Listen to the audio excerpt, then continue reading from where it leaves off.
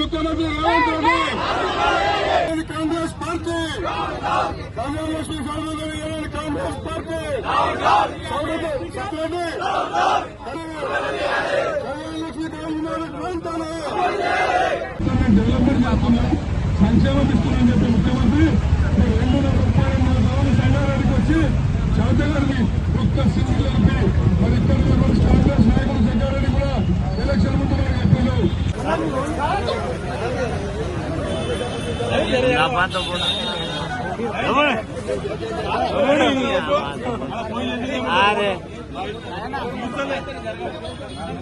అన్నీ అందరి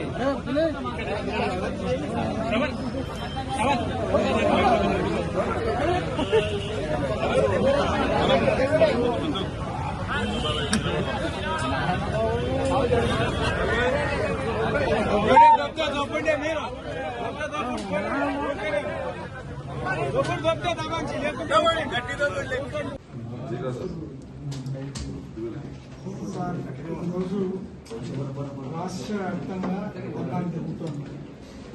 కళ్యాణ లక్ష్మి షాదీ ఎత్తేయాలని గవర్నమెంట్ ఈ ఆలోచనతో ఉన్నది. అది ఎత్తేయకూడదు, దాంతోపాటు తులంగాను కూడా ఇవ్వాలి, అది అమలు చేయాలని చెప్పి కోరుతున్నాం. ఇది మాత్రం తక్షణం ఇవ్వాలని కోరుతున్నాం. ఈ రిప్రజెంటేషన్ సీఎం గారికి పంపించాలి. ఎట్టి పరిస్థితుల్లో దీని మీద మరి రాష్ట్ర వ్యాప్తంగా ఎక్కువ ఉధృతంగా గొడవలు జరుగుతాయి.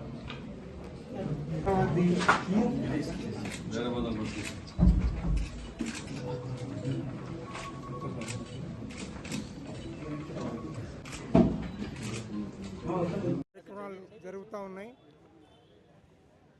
కేసీఆర్ గారు ఒక ఆత్మీయ భావంతో పేదలకి, బలహీన బడుగు వర్గాలకి ఇది మేలు జరుగుతుందని ఈ పథకాన్ని అమలు చేస్తే, మరి కాంగ్రెస్ ద్వంద్వ వైఖరితో ఈరోజు దాన్ని తీసేయాలని చూడటం దుర్మార్గమైన పని. కళ్యాణ లక్ష్మి షాదీ ముబారక్ కనుక రద్దు చేస్తే ఈ రాష్ట్ర వ్యాప్తంగా ఉద్యమాలే కాకుండా మరి పేదలందరూ కూడా మరి ఆత్మహత్యలు చేసుకునే పరిస్థితి ఉంటుంది. ఇప్పటికే చాలామంది అప్పులు చేసి పెళ్ళిళ్ళు చేసిండ్రు, డబ్బులు వస్తాయని చెప్పి వాళ్ళ కళ్ళల్లో ఒత్తులేసుకొని చూస్తూ ఉన్నారు. ఈరోజు దాన్ని రద్దు అయితే మాత్రం ఎట్టి పరిస్థితుల్లో ఊరుకునేది లేదు. మీరు అధికారం రాకముందు అర్రాస్ పాట వాడినట్టు అన్ని సంక్షేమ పథకాలకు ఎక్కువ ఇస్తామని చెప్పి ఈ కళ్యాణ లక్ష్మి షాదీ ముబారక్ కూడా దీంతోపాటు తులం బంగారం ఇస్తామని వాగ్దానం చేసిండ్రు. దాన్ని ఒత్తిడి ఎక్కువైంది కాబట్టి ఎట్లాగో దీన్ని దులుపుకోవాలని చెప్పి మరి 1,116 రూపాయలు అది కూడా క్యాన్సిల్ చేయటం. మరి మేము ఎట్టి పరిస్థితుల్లో బీఆర్ఎస్ పార్టీ తరఫున మరి ఉద్యమిస్తాం. మరి మీరు గద్దె దిగే వరకు మరి పోరాడతాం. ఇటువంటి ముఖ్యమంత్రి ఈ దేశంలో ఎక్కడ ఉండడు. ఈ రాష్ట్రానికే పట్టిన పీడ అని మేము భావిస్తూ ఉన్నాం. ఎవరైనా సరే మేధావులు, విద్యావంతులు కూడా ఎప్పుడు పోతాడు రేవంత్ రెడ్డి అన్న ఆలోచనతో ఉన్నారు.